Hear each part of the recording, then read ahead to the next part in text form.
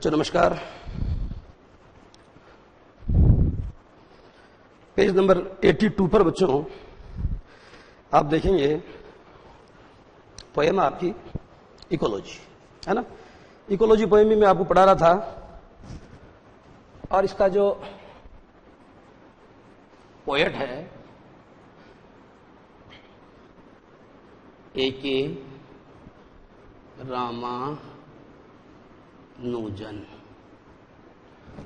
आपको बताया बच्चों हमने, यह है Anglo Indian poet. Anglo Indian poet बच्चों वो होते हैं जो who are bonafide to India, जो मूल रूप से तो भारत के निवासी होते हैं, बाहर जाके बस भी जाते हैं, परंतु वो अपना साहित्य अंग्रेजी में लिखते हैं। सच पोएट्स और such writers are known as Anglo Indian ones. कौन कौन है इसमें मुख्य? देखो बच्चों, एक नाम तो आपके सामने आ गया A.K. रामानुजन, दूसरा नाम आपके सामने आ गया गुरुदेव रविंद्रनाथ टैगोर। ये कौन थे? इसके बारे में पिछली कविता मैंने समझाया। ये इंडियन थे लेकिन आंग्ल भाषा में लिखते थे, इसलिए इनको कौन सी श्रेणी में रखा जाएगा? इनको भी एंग्लो इंडियन पोएट्स की कैटेगरी में रखा जाएगा। एक नाम बताया बच्चों आपको, Toru Dutt. Toru Dutt Anglo Indian poetess है और जितने भी Anglo Indian poets and poetess है बच्चों, उनमें सबसे महत्वपूर्ण हस्ताक्षर माना जाता है। She is considered to be the most important personality. इनको सर्वाधिक महत्वपूर्ण पर्सनैलिटी माना जाता है। कौन से क्षेत्र में? In the field of Anglo Indian literature. Anglo Indian literature के क्षेत्र में रविंद्रनाथ टैगोर से भी ऊंचा कद है इनका, तोरू दत्त का। A.K. रामानुजन तो इनके आसपास भी नहीं है, बहुत ऊंचा कद है इनका। ये बच्चों बहुत कम उम्र में ही, लगभग एट द एज ऑफ 17, लगभग 16 या 17 साल की उम्र में शी डाइड। ये मर गई थी। She was born in West Bengal. West Bengal में जन्मी थी। आप जानते हैं रविंद्रनाथ टैगोर भी वेस्ट बंगाल में जन्मे थे। आप जानते हैं कि हमारे जो स्वामी विवेकानंद है उनका संबंध भी वेस्ट बंगाल से रहा है। तो वेस्ट बंगाल ने भारत को अप्रतिम प्रतिभाएं दी हैं। वेस्ट बंगाल के प्रति पूरा भारत देश ऋणी है। Netaji Subhash Chandra Bose, he belong to West Bengal. Toru Dutt वहीं की थी। तोरू दत्त के बारे में बच्चों एक बहुत अच्छा कोटेशन, अगर जिंदा रहती तो मिल्टन से भी महान कवियत्री होती है। मिल्टन अंग्रेजी के जो महान कवि हैं, जो अंधे थे और अपने अंधत्व के कारण उनकी तुलना हम भारत के कवि सूरदास से करते हैं। And we say that Surdas is the Milton of India. हम कहते हैं सूरदास भारत की मिल्टन है, क्योंकि सूरदास भी अंधे थे, मिल्टन भी अंधे थे। सूरदास भी साहित्य के क्षेत्र में, कविता के क्षेत्र में महान हस्ताक्षर थे, मिल्टन भी थे। फर्क बस इतना है कि सूरदास तो जन्मांध थे। Surdas was blind by birth, लेकिन मिल्टन तो कई सालों बाद में अंधे हुए। किसका कद बड़ा है, किसका छोटा है, आप से में कंपेयर कर लेंगे। सूरदास ने लिखा सूरसागर, सूरदास ने लिखा साहित्य लहरी और कई कूटपद लिखे उन्होंने। मिल्टन ने 2 महाकाव्य लिखे हैं, lost paradise lost, paradise regained. स्वर्ग खो गया है, स्वर्ग फिर से हासिल हो गया है। ऑन हिज ब्लाइंड देश नाम की कविता के लिए खासतौर पे उनकी पहचान है। जॉन मिल्टन की कविताएं कहीं लिखी है उन्होंने, पर मोस्ट एंथोलॉजाइज्ड पोयम है उनकी ऑन हिज ब्लाइंडनेस। अच्छा, तोरू दत्त के बारे में बताया मैंने आपको कि क्या स्थिति है। उनके बारे में कहा जाता है कि अगर वो जिंदा और से अधिक समय तक रहती तो वो जो जॉन मिल्टन है उनसे भी बड़ी कवियत्री बनती। अच्छा बच्चों, तोरू दत्त हो गया है। आप जानते हैं एक हैं जिन्हें आप कहते हो the saint of Pondicherry, Pondicherry का संत। उनका संबंध भी वेस्ट बंगाल से है। आप हिंदी में महर्षि अरविंद और अंग्रेजी में कहते हैं उसको ओरोबिंदो। औरोबिंदो, ये भी है। एक बच्चों अपने एंग्लो इंडियन पोएट में एक बहुत महत्वपूर्ण नाम है अरुण कोलटकर। ये नाम बच्चों में आपको इसलिए बता रहा हूं कि आपको थोड़ा थोड़ा परिचय हो जाए इनसे। आप एंग्लो इंडियन पोएट्स जो है उनमें जो मुख्य मुख्य कौन कौन से भारत की जिन्होंने कविताएं लिखी है, तो मैं चाहता हूं कि उनके नामों से आप थोड़े परिचित हो जाएं। एक है बच्चों सरोजिनी नायडू, और बहुत सारी लिस्ट है मेरे पास, पर मैं आपको पूरी लिस्ट बताने नहीं जा रहा हूं। I am only going to update you, I am only going to make you familiar with certain famous names of Anglo-Indian writers or poets। ये बच्चों ठीक है बच्चों। तो इकोलॉजी जो कविता है बच्चों, इसको हम पढ़ रहे हैं। देखना आप पहले पैराग्राफ में क्या कहता है। The day after the first rain, 4 years I would come home in a rage। बच्चों आप जानते हैं कि कविताएं दो प्रकार की होती है। एक वह होती है जिसके अंत में तुक मिलता है, राइम स्कीम। एक वह होती है जिसके अंत में तुक मिलता ही नहीं है। हिंदी में भी तो आपने इस प्रकार की कविताएं पढ़ी होगी। वैतृषण गुप्त की जितनी भी कविताएं हैं वो सारी तुकांत है। सुभद्रा कुमारी चौहान की वो प्रसिद्ध कविता सबने सुनी होगी, सिंहासन हिल उठे राजवंशों ने भ्रकुटी तानी थी, लास्ट में हरा तानी थी। बूढ़े भारत में भी आई फिर से नई जवानी थी, जवानी थी। गुमी हुई आजादी की कीमत हम सबने पहचानी थी, जोर फिरंगी को करने की सबने मन में ठानी थी। चमक उठी सन 57 में वह तलवार पुरानी थी, बूंदे लेहर बोलों के मुंह हमने सुनी कहानी थी, खूब लड़ी मर्दानी वह तो झांसी वाली रानी थी। ये क्यों सुना रहा हूं मैं बच्चों आपको तुक बताना चाहता हूं। मैं आपको समझाना चाहता हूं कि क्या होती है राइम स्कीम। कविता के अंत की दो पंक्तियों की लय मिलने को राइम स्कीम कहते हैं। अंग्रेजी में बच्चों कई बार क्या होता है कि पहली लाइन का दूसरी से तुक मिलता है, जैसा कि इसमें मिल रहा था। कभी कभी पहली का तीसरी से, दूसरी का चौथी से मिलता है। हिंदी में ऐसा होता है। हिंदी में बच्चों कई बार क्या होता है, एक कविता का तुक मिलता है फर्स्ट का, दूसरी का नहीं मिलता, किससे नहीं मिलता, तीसरी का फिर मिल जाता, चौथी का फिर मिल जाता। बच्चन ने ऐसी बहुत सारी कविताएं लिखी है। इस पार फिर ये मधु है तुम हो, उस पार न जाने क्या होगा। ये चांद उदित होकर दब में कुछ ताप मिटाता जीवन का, पिघ रही है तुम। लहरा लहरा ये शाखाएं कुछ शोक बुला देती मन का, पिघ रही है। कल मुरझाने वाली कलियां हंसकर कहती है मग्न रहो, नहीं मिल रही है। बुलबुल तरु की फुनगी पर से संदेश सुनाती यौवन का, मिल रही है। बुलबुल तरु की फुनगी पर से संदेश सुनाती यौवन का, तुम देकर मदिरा के प्याले मेरा मन बहला देती हो, उस पार मुझे बहलाने का उपचार न जाने क्या होगा। इस पार फिर ये मधु है तुम हो, उस पार न जाने क्या होगा। डॉक्टर हरिवंश राय बच्चन की प्रसिद्ध कविता है। अब कोर्स जरूर बदल गया है, लेकिन पहले 12वीं कक्षा में चलती थी। कविता का नाम इस पार उस पार। मैं तुक के बारे में बता रहा हूं। सूर्यकांत त्रिपाठी निराला की एक फेमस कविता बच्चों आपने जरूर सुनी होगी। वह आता दो टू कलेजे के करता पछताता पथ पर आता, पेट पीठ दोनों मिलकर हैं एक चल रहा लकुटिया टेक। भिक्षुक कविता है उनकी। दूसरी बादल कविता आपने सुनी होगी। छोटी क्लासों में बच्चों एक विधवा कविता है निराला की। विधवा कविता के अंदर वह तोड़ती पत्थर, कविता का नाम है वह तोड़ती पत्थर, देखा मैंने उसको इलाहाबाद की पथ पर। इस तरीके की कविता है। मैं ये समझाना चाहता हूं कि निराला एक ऐसे कवि थे जो ये तुक प्रथा के सख्त विरुद्ध थे। उन्होंने मुक्त छंद दिया, उनको मुक्त छंद का प्रवर्तक माना जाता। फ्री वर्स, अंग्रेजी में क्या बोलते हैं मुक्त छंद को, free verse. Free verse Hindi में कहेंगे बच्चों इसको मुक्त छंद। लेकिन मुक्त छंद तो ठीक है, उन्होंने तो मुक्त छंद दिया, लेकिन जो आलोचक लोग हैं जो उनकी बुराई करने वाले थे, पता क्या बोलते थे, इसे केचवा छंद कहते थे।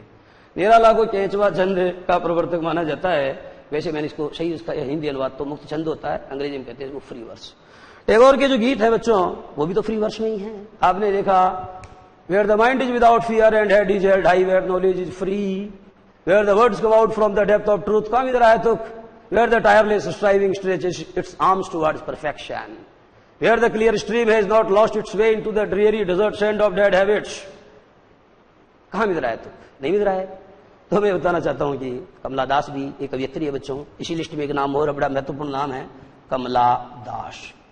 ये हमारे केरल की थी और इनका असली नाम तो माधवी कुट्टी था, परंतु साहित्य के क्षेत्र में इन्होंने नाम बदला कमला दास। और बाद में जब इन्होंने मुस्लिम धर्म को ग्रहण कर लिया तो फिर इनका नाम जो है और बदल गया, और कोई मुस्लिम नाम रखा है इन्होंने, मुझे ठीक से याद नहीं आ रहा क्या नाम रखा है इन्होंने, पर बाद में इनका तीसरा नाम और बदल गया था। ठीक है बच्चों। तो the day after the first rain, पहली बारिश के ठीक बाद वाले दिन, पहली बारिश के ठीक बाद वाले दिन। 4 years, इसको छोड़ दो, इस बात को बाद में बात करूंगा इस पे, 4 years को छोड़ दीजिए। पहली बारिश के ठीक बाद वाले दिन I would come home. I would come home का मतलब क्या होता है? The poet returns home, the poet comes home. पहली बारिश के ठीक बाद वाले दिन, just after the first day of the first rain, पहली बारिश के ठीक बाद वाले पहले दिन कवि क्या करता है? ही रिटर्न्स होम, वो घर लौटता है। कैसा मूड होता है उसका? इन a rage. In a raise का मतलब होता है बच्चों, वह गुस्से के मूड में लौटता है, वह क्रोध की मुद्रा में लौटता है। अर्थात पहली बारिश के ठीक बाद वाले दिन जब वो अपने घर लौटता है तो हंसी खुशी नहीं लौटता, घर को देखते ही उसका चेहरा तमतमा जाता है, वो आग बबूला हो जाता है। ही becomes furious, he becomes furious, you know. देखो बच्चों, ये है फ्यूरी और ये है बच्चों एंगर। बात को समझना आप। ये जो फ्यूरी है बच्चों, इसका मतलब क्रोध होता है और एंगर का मतलब भी क्रोध होता है। आप देखते हैं कि ये भी एक भाववाचक संज्ञा है, ये भी एक भाववाचक संज्ञा है। In English both are abstract nouns, अंग्रेजी में दोनों एब्स्ट्रैक्ट नाउन्स हैं। अब बच्चों फ्यूरी से बनाता हूं मैं, देखो फ्यूरियस, ये हो गया फ्यूरियस, यानी होता क्रोधित या क्रुद्ध, क्षुब्ध। ओके, ये जो बच्चों एंगर है, इससे बनेगा एंग्री। आप एक बात अच्छे से समझ लीजिए बच्चों, मैंने कई बार कहा है कि जिन शब्दों के अंत में IOUS या केवल OUS आ जाए, those words are always adjectives. ऐसे शब्द हमेशा एडजेक्टिव होते हैं, ऐसे शब्द हमेशा एडजेक्टिव होते हैं बच्चों। जैसे मैं आपको कहता हूं, जैसे मैंने कहा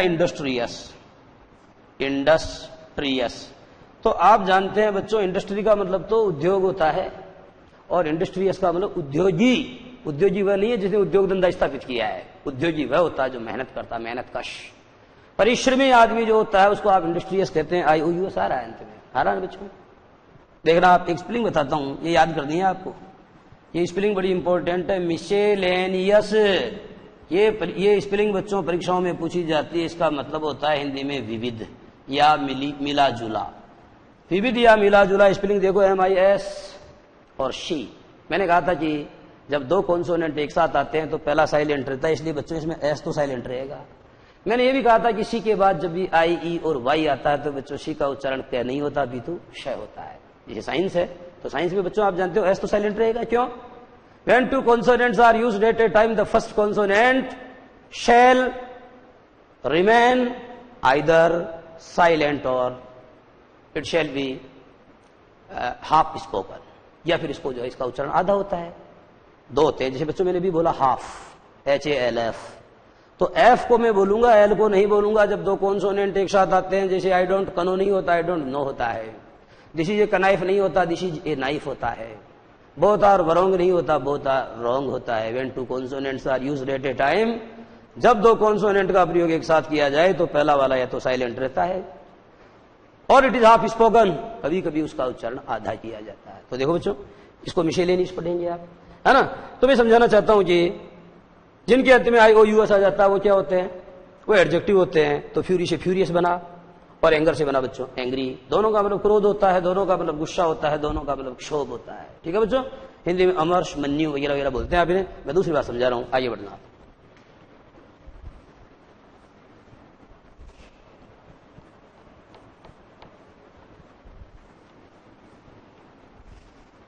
देखो बच्चों, इसमें लिखा है कम होम, लिखा है कम होम। अच्छी तरह समझना, क्या समझाना मुझे। CARG प्लस होम, इधर देखना, कम टू होम कभी नहीं होता, ये गलत है। अराइव टू होम कभी नहीं होता, ये भी गलत है। रीच या रिटर्न होम ही होता है, टू नहीं आएगा। और बच्चों गो टू होम कभी नहीं होता। अच्छे समझ में आ गया होगा। ये कुछ ऐसी क्रियाएं हैं बच्चों, अगर इनके ठीक बाद में होम शब्द का प्रयोग किया जाता है तो समझ लेना होम वहां एडवर्ब का काम कर रहा है। किसका काम कर रहा है? एडवर्ब का काम कर रहा है। और बच्चों अंग्रेजी में एक नियम यह है कि ये वर्ब है और ये एडवर्ब है। वर्ब और एडवर्ब के बीच में कभी भी प्रीपोजिशन नहीं आता है। आप ये कहोगे सर होम के अंत में एलवाई तो आ ही नहीं रहा, फिर एडवर्ब कैसे हो गया? बच्चों मैंने ऐसा कब कहा कि एडवर्ब के अंत में हमेशा एलवाई आता ही है? मैं तो कहता हूं कि ये जरूरी नहीं है कि एडवर्ब के अंत में हमेशा एलवाई आए, और ये भी जरूरी नहीं है कि जिन शब्दों के अंत में एलवाई आए वो हमेशा एडवर्ब भी हो। जैसे शी इज रनिंग फास्ट, वो तेज दौड़ रही है, एलवाई आया क्या? नहीं आया, लेकिन फास्ट है तो एडवर्ब भी। और बताता हूं, we are going to play friendly match tomorrow, friendly के बाद में एलवाई आ रहा है पर ये एडवर्ब नहीं है, ये मैच के पहले आकर के उसको क्वालिफाई कर रहा है, इसलिए ये एडजेक्टिव है। ये पहचान तो बच्चों आपको होनी ही चाहिए। कौन सा शब्द होता है विशेषण, कौन सा होता है क्रिया विशेषण। हालांकि हिंदी में एक प्रविशेषण और है पर अंग्रेजी में ऐसा कुछ नहीं है, वो सारे एडवर्ब्स। ये चीज समझ में आ जानी चाहिए। The day after the first rain I come home in a rage, I come home in a rage. बच्चों ये जो रेज शब्द है इसका मतलब भी गुस्सा होता है। तीन पर्यायवाची हो गए, फ्यूरी हो गया, एंगर हो गया और रेज हो गया। इन ए रेज को बच्चों अंडरलाइन कर लीजिए, ये इडियोमेटिक है, इसका प्रयोग इसी रूप में होगा, इसके पहले ए का प्रयोग होगा। जैसे मैक ए नॉइज होता है, मैक ए नॉइज फिक्स है कि मैक ए नॉइज ही होता है। नाउ ए डेज होता है। अब देखो बच्चों ए के बाद डे जा रहा है, ए के ठीक बाद में डे जा रहा है, डे नहीं आ रहा है।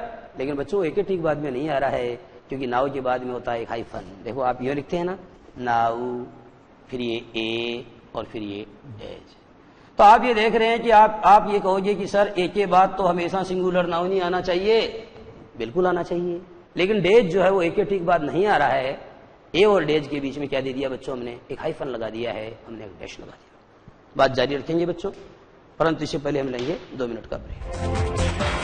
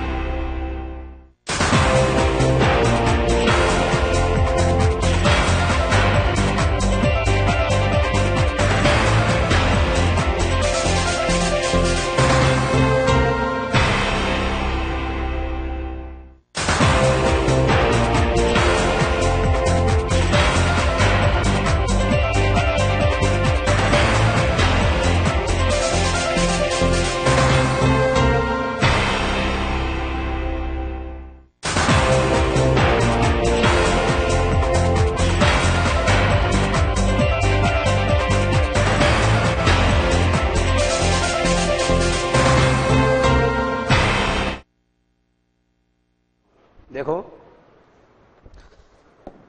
रेज मानी क्रोध बताया आपको। देखो पहले पैराग्राफ का मैं एग्जैक्ट ट्रांसलेशन कर रहा हूं। The day after the first rain I come home in a rage. कवि ये कहना चाहता है कि just after the first day of the first rain, बारिश के महीने में, रेनी सीजन में, पहली बारिश के ठीक बाद वाले दिन, द पोएट कम्स होम, कवि अपने घर लौटता है, but not in a jolly mood, he returns home in a rage, in an angry mood. कवि एक क्रोधित मुद्रा के अंदर अपने घर लौटता है, और ऐसा कब से हो रहा है? It has been happening for several years, ऐसा कई सालों से हो रहा है। पहले पैराग्राफ का यही अनुवाद है। पहली बारिश के ठीक बाद वाले दिन कवि अपने घर पर लौटता है क्रोधित मुद्रा में कई सालों से। It has been happening for several years. ऐसा जो है ये एक दो दिन की बात नहीं है, वो कई सालों से क्रोधित मुद्रा में अपने घर लौटता है। लेकिन समझ में ये नहीं आ रहा कि जब आप अपने घर लौटते हैं और बारिश के मौसम में जब आप लौटते हैं तो आपको अपने घर को देख करके गुस्सा क्यों आता है? What is the reason behind the anger और फ्यूरी और रेज ऑफ द पोएट? कवि के इस क्रोध के पीछे वजह क्या है? इन द नेक्स्ट पैराग्राफ, अगले वाले पैराग्राफ में, अगले वाले पैरा में, in the next extract of the poem, कविता के अगले अंश में, the poet tells us the reason, कवि हमको रीजन बताता है, कवि हमको कारण बताता है कि ऐसी क्या बात है जो उसे घर पे आते ही क्रोधित कर देती है। हमेशा नहीं, केवल वर्षा ऋतु में, वो भी कब? पहली वर्षा के जस्ट बाद वाले दिन जब वो अपने घर लौटता है तो वो दूर से ही देखता है और जिसे डरता था उसका मन वही बात हो जाती थी। एक समस्या थी जो बार बार उसके साथ थी। वो समस्या क्या थी? बात को समझना बच्चों। कभी ये कहना चाहता है कि जब मैं बहुत दूर से आता हूं तो मुझे लगता है कि जो चंपक ट्रीज है उनके साथ फिर वही हुआ। The same thing happened with the Champak trees in the garden of the poets home. कवि के घर के पिछवाड़े में लगा हुआ जो छोटा सा उद्यान है, जो छोटी सी वाटिका है, उस वाटिका के अंदर चंपक का पेड़ है और चंपक के पेड़ के साथ इस बार भी वही हुआ जो हर साल होता है, खास तौर पर बारिश के मौसम में। ऐसा क्या हुआ? ऐसा क्या हुआ होगा जिसे देख करके कवि का दिमाग गुस्से से भर जाता है, कभी आग बबूला हो जाता है? ऐसा बच्चों एक्चुअली ये हुआ कि वो जो चंपक का पेड़ है उसके ऊपर लाल लाल फूल आ गए हैं। उस चंपक के पेड़ के ऊपर लाल लाल फूल आ गए हैं। चंपक का पेड़ लाल लाल फूलों से लदा पड़ा है, लद गया है। यही वह कारण है जो कवि को क्रोधित करता है। अब आपके दिमाग में ये सवाल पैदा होना स्वाभाविक है जी, क्या चंपक के पेड़ के ऊपर फूलों का खिलना कोई गुनाह है? क्या ये कोई अपराध है?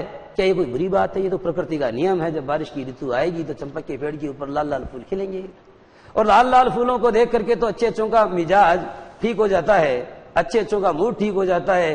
फिर ये कवि जो है ये ऐसा सिरफिरा है क्या कि इसे लाल लाल फूलों से लदे हुए चंपक को देख करके गुस्सा आता है? ऐसा क्यों होता है? देखना बच्चों, मैंने बताया था कि जब भी चंपक के पेड़ के ऊपर लाल फूल आते हैं तो बच्चों को खुशबू देते हैं। They give us fragrance, they give us perfume.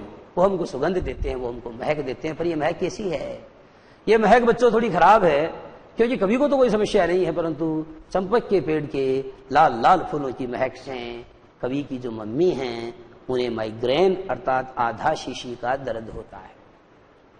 कवि जब अपनी मम्मी को व्यथित देखता है, अपनी मम्मी को पीड़ित देखता है तो उसका दिल भर आता है और वो भाग के पहला प्रयास क्या करता है? चंपक के पेड़ को काटने की कोशिश करता है। लेकिन उसकी mummy, who loves nature too much, जो प्रकृति से बेहद प्यार करती है, वो अपने दर्द को बर्दाश्त करने के लिए तो तैयार है, but she is not ready to let the champak tree cut. परंतु वह उस चंपक के पेड़ को काटे जाने के लिए अनुमति देने के लिए कदापि तत्पर नहीं है। ऐसी है वह मां। कवि को गुस्सा आता है और बेटे को गुस्सा आना बहुत स्वाभाविक है जब उसे स्पष्ट पता है कि ये फूलों की महक है जो मेरी मम्मी की सरदर्द का कारण है। उन्हें आधा शीशी का दर्द देती है, न केवल उन्हें देती है, उनकी बेटियों को भी देती है। बेटियों को तो ऐसे देती है जैसे बारिश की ऋतु उनकी बेटियों को दहेज दे रही हो। दहेज के रूप में ये चंपक का पेड़ उन्हें और कुछ नहीं देता है, आधा शीशी का दर्द देता है दहेज। आएगी ये बात, आइए देखो बच्चों क्या लिखा है। For I could see from a mile away. क्यों गुस्सा आता है मुझे? फॉर को अंडरलाइन करो बच्चों और फॉर का अर्थ लिखो बिकॉज। फॉर का मतलब बिकॉज भी होता है, अच्छे समझ लेना। फॉर का मतलब बिकॉज भी होता है। फॉर का मतलब बिकॉज भी होता है, क्योंकि अब से पहले बच्चों जो आपने पढ़ा वो क्या पढ़ा कि फॉर का मतलब होता है के लिए। आपने ये भी पढ़ा कि फॉर का मतलब होता है से। जैसे मैं आपको कहता हूं कि I have been teaching you for half an hour, मैं आपको आधे घंटे से पढ़ा रहा हूं। यह बच्चों फॉर का मतलब से है। In the same way my brother bot a dictionary for me, मेरा भाई मेरे लिए एक डिक्शनरी लाया। या फॉर का मतलब के लिए है, से हो गया, के लिए हो गया है। और I can't help you now for I am busy, अभी मैं आपकी सहायता नहीं कर सकता हूं क्योंकि मैं व्यस्त हूं। या फॉर का मतलब बच्चों बिकॉज है, क्योंकि है। फॉर आइए लिखा है I would see from a mile away. कभी वो गुस्सा क्यों आता है? The poet tells us the reason that he becomes very angry on returning home after the first day of the first rain, अर्थात जो पहली बारिश है उसके पहले दिन के बाद ही जब वो अपने घर लौटता है तो उसको बहुत गुस्सा आता है। क्यों? Because he could see from a mile away, because he could see from a distance of a mile, क्योंकि 1 मील दूरी से ही उसको दिखाई देते हैं क्या? चंपक का पेड़ लाल लाल फूलों से लदा पदा, लाल लाल फूलों से लदा पदा चंपक का पेड़ जो उसको 1 मील दूर से दिखाई देता है। और कभी का दिमाग गुस्से से भर जाता है। For I could see from a mile away, because the poet could see the champak tree from the distance of a mile. और क्या देखता है? Out there red champak trees. Red champak trees का मतलब होता है a champak tree laden with red flowers. Laden का मतलब होता है बच्चों लदा हुआ, ये शब्द है लेडन। लेडन का मतलब होता है लदा हुआ, हिंदी में कहते हैं। तो the poet could see from the distance of a mile, 1 मील दूर से उसको दिखाई दे देता है कि उसके घर के दालान में या उसके घर की वाटिका के अंदर जो चंपक का पेड़ है that is laden with red flowers, वह क्या है? वह लाल फूलों से लदा पदा है। इस नजारे को, इस दृश्य को, इस सीन को वह बहुत दूर से देखता है और कभी गुस्से में भर जाता है। क्यों? Out there red champak trees had done it again. ये लिखो बच्चों, हैड डन इट अगेन। इसका मतलब होता है बच्चों, अगेन का मतलब तो आप जानते हो दोबारा, और हैड डन इट अगेन का मतलब होता है बच्चों the same thing happened with the champak tree again. उस चंपक के पेड़ के साथ में फिर वही हुआ। क्या हुआ? It has blossomed so many flowers. इसने कई फूलों को जो है जन्म दिया। कई फूलों से जो है लदा पड़ा है। उस पेड़ के साथ में पुनः वही हुआ। उस लाल चंपक के पेड़ के साथ में फिर वही होता है। The same thing has happened with the champak tree. Champak tree के साथ में फिर वही होता है। कभी 1 मील दूरी से देख पाता है कि चंपक का पेड़ फिर से लाल लाल फूलों से लदा पदा है। And by seeing this scene, और इस दृश्य को देख करके द पोएट बिकम्स एंग्री, कभी एंग्री हो जाता है, कभी नाराज हो जाता है। क्यों? Had burst into flower. आगे लिखा हुआ बच्चों, had burst into flower. Had burst into flower. देखो बच्चों क्या अर्थ होता है इसका बताता हूं मैं आपको। फिर लिखेंगे आप हेड को छोड़ दो, आप इस बार लिखो बर्स्ट इनटू टीयर्स। फिर लिखो बच्चों आप बर्स्ट इनटू लॉफर। आप जानते हो बच्चों, इनटू प्रीपोजिशन के बारे में जब मैंने आपको जानकारी दी थी तो 2-3 बातें बताई थी। यू नो, जब कोई बाहर से अंदर आता है और गति के साथ आता है तो इनटू का प्रयोग होता है। जैसे मैंने आपको उदाहरण दिया था, किसी केम इनटू माय रूम, यहां तो इनटू आएगा। ही जंप्ड इनटू द रिवर, उसने नदी में छलांग लगाई, वो बाहर से गया और नदी का कलेजा चीर के अंदर चला गया, बाहर से अंदर की ओर गया, इसलिए इनटू आया। Children are swimming in the pond, बच्चे तालाब में तैर रहे हैं। The children are swimming in the pond, बच्चे अंदर ही अंदर तैर रहे हैं, बाहर से नहीं आए हैं, इसलिए इन आ रहा है। एक बात तो ये बताई थी। एक कहा था बच्चों मैंने पूर्ण परिवर्तन।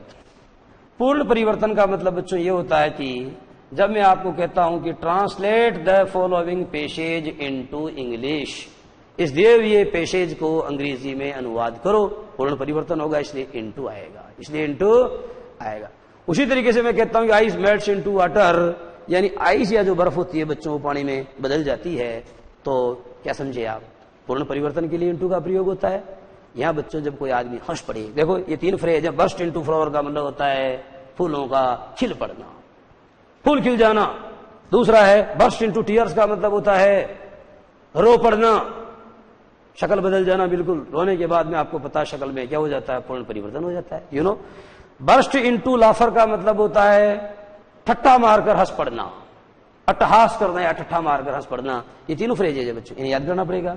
तो आपने देखा कि यहां इतना सा लिखा है, burst into flower and given mother her first blinding migraine. वो केवल दूर से इतना देख पाता है कि उसकी जो वाटिका है वो फूलों से जो है दोबारा लदी पदी हो गई है, तथा उसकी मां को उसने दे दिया है। क्या उसकी मां को दे दिया उसने ब्लाइंडिंग माइग्रेन का मतलब आधा शीशी का ऐसा दर्द, इतना दर्द कि एक बार तो आंखों से दिखना ही बंद हो जाए, ठीक है, ऐसा दर्द उसे दे दिया है। ऑफ द सीजन का मतलब उस ऋतु का, उस रुत का, ऋतु या रुत, उस रुत का आधा शीशी का दर्द उसने मां को दे दिया है। और मां को क्या हो गया है?